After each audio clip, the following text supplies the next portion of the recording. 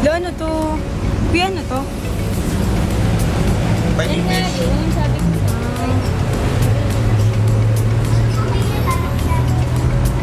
tingnan mo, merong may stand sa labas. Yan sabi ko.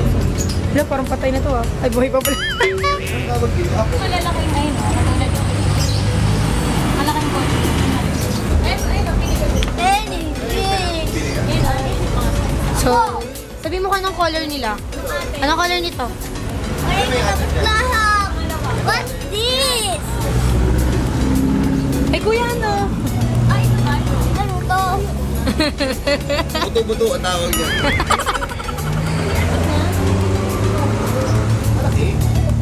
Okay, ano kumunod niyan ng malaki? Asan eh? Tingnan natin, tingnan natin. Magkano yung sinasabi nyo? 1, 2? Masyado naman atang malaki to.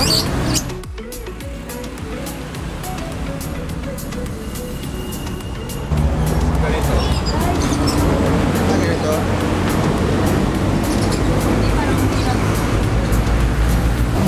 Ay, ito sir. Ito.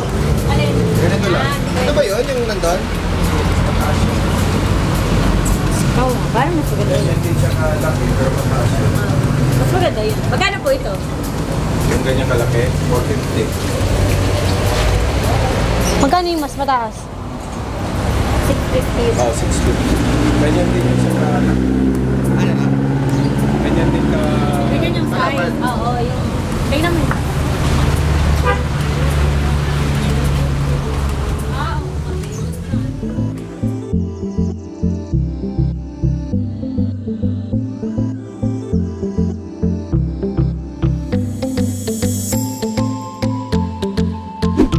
Ano tawag yun? Oo, malaki naman eh. Kami lahat ulit ng isang Kasi yan eh. Ano natin, tatawad ka ate? Yun na lang, tawaran mo kami. Magsisisi kami ulit ng oxygen. Lahat-lahat. Ay, hindi pantay. Hindi pantay. Sa akin, flooring.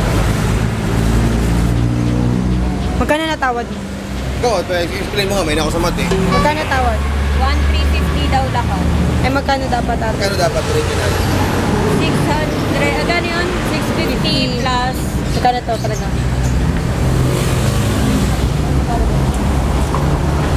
Wait lang. Anong isda to, kuya? Ano po?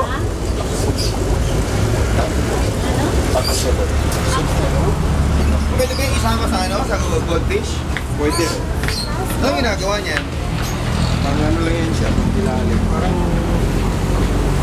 ang basa, kaiba din meron yung ano. Walang mas maliit, mas mura? Ang gusto ko yan. Ano kung kinakain yan? Worm. Pellet. Ngayon, pagka gusto mo rin lagyan ng filter sa ilalim, yung canister. Ano mas maganda? Ano yun? Isang, ano lang yan, parang yung canister. Magdadagdag mo na lang yun. Meron kayo nun? Meron. Ano dura nun? Oo nga. Paano mo kayo? Parang hindi dumihin.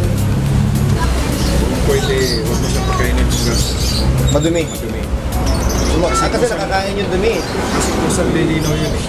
Pag luminaw na yung tubig, Pwede ibig sabihin, na. mas maganda na yung kondisyon niya. Okay. Eh, pag filter po, yung ginamit na sponge. Yung Apo. pwede naman yan. Parang ganito rin siya. Pero ano mas maganda talaga? Yan. Apo. Ito kasi mas, ano siya tingnan. Tsaka may filter na rin siya. Sa loob. Isa na lang po yan na nilalagay. Oo, isa. Parang gusto ko ng arwana. Okay mga kapuso, dito na uli kami sa bahay. Oras ngayon ay 2:00 na ng tanghali. Medyo tinanghali, hapon na kami, no? Andito na po yung aquarium. Binuhat-buhat po, bigat. Okay, andito yung mga isda, papakita ko sa inyo. Ayan.